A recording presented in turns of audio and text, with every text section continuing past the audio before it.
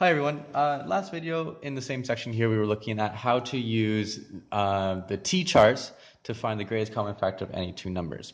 Once we get really good at using those t-charts, we can start using the upside down cake method, which just simplifies that, not simplifies, but it speeds up that process. It's much more efficient. And I'll go through the process here and explain what's going on. If I have the same numbers from last time, which is 24 and 32, I'm just going to write those two factors over here. So I want to find the GCF of 24 and 32. So first I'm going to write 24 and 32. Now when I have these two numbers, I'm going to write like an upside down, almost like a division sign, right? This kind of looks like this, okay? But essentially that's what we're doing. We're going to be pulling factors out of not one number and then the other number, but we're going to pull factors out of both numbers at the same time. It's always easiest to start off with my first factor. Now remember, 1 doesn't really count because it's a factor for everything.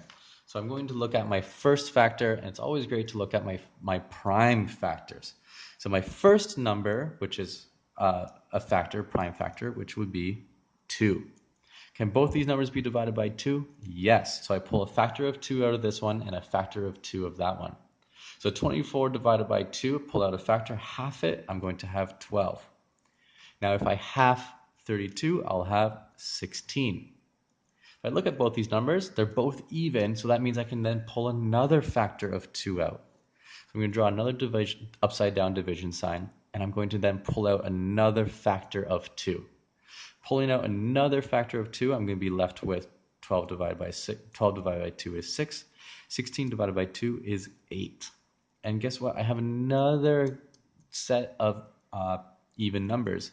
That means they can both be divided by 2 again. I can pull out yet another factor of 2. So 3 is divided by 2. 6 divided by 2 results in 3. 8 divided by 2, I have a quotient of 4. Now, if I look at these two numbers, 3 is a prime number, and I know it cannot be broken down anymore.